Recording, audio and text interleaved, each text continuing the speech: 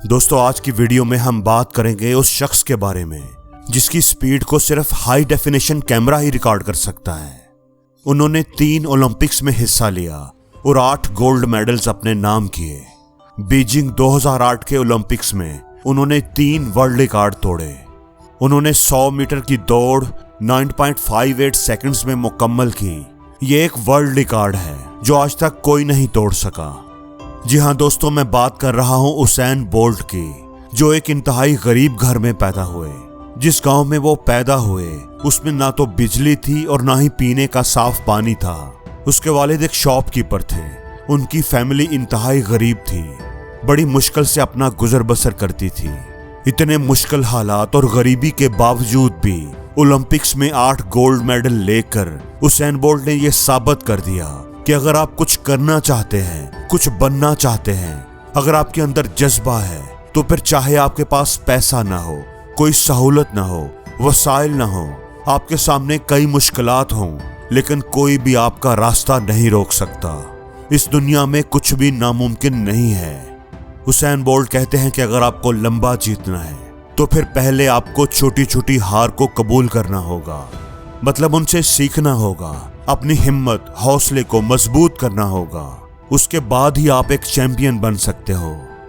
2004 के ओलंपिक्स में जब घुटनों की इंजरी की वजह से उसेन बोल्ट खेल से बाहर हो गए थे, बिना दौड़े ही वो हार गए थे, तो शायद ये बात ही उनके काम आई होगी।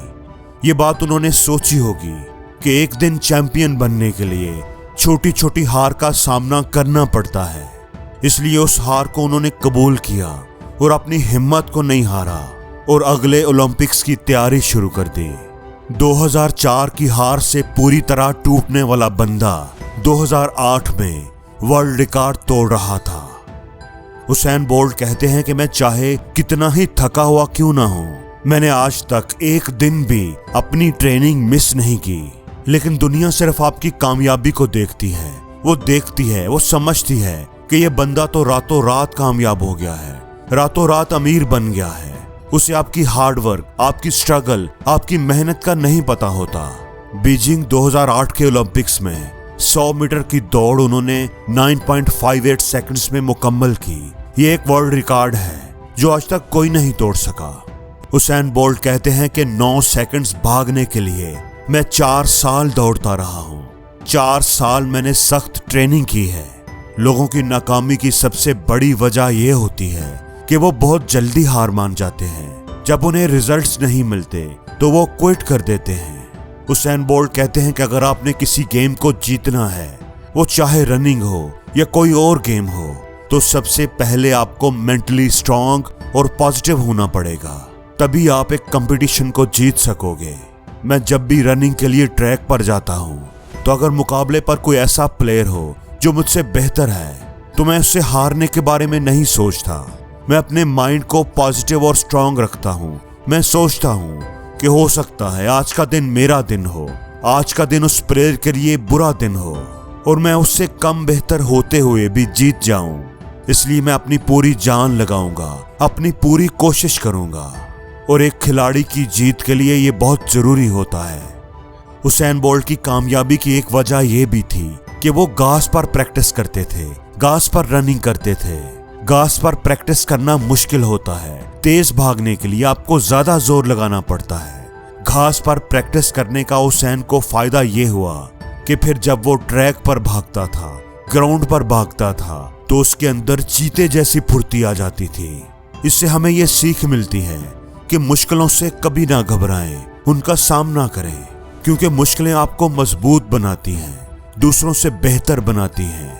तकदीरों के भरोसे बैठने से लकीरें कभी नहीं बदलती। उन लकीरों को बदलने के लिए हार्डवर्क की भट्टी में अपने सपनों के साथ खुद को भी पकाना पड़ता है। उसेन बोल्ट कहते हैं कि जब आप ट्रैक पर होते हैं तो आप अकेले होते हैं। जब आप भाग रहे होते हैं तो आप अकेले होते हैं। उस वक्त कोई भी आपके साथ नहीं होता, ना आपकी फैमिली, ना आपका कोच, ना आपके दोस्त। उस वक्त आपको खुद ही जीतना होता है, खुद ही भागना होता है, अपने आप को खुद ही मोटिवेट करना होता है।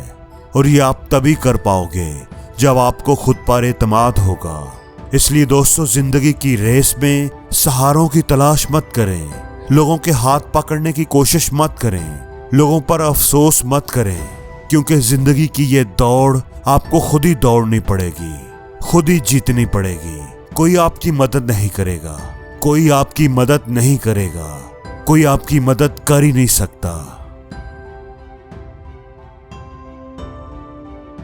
और जिंदगी में हर रोज कुछ नया सीखो, नया सोचो, नया करो, लर्न करो।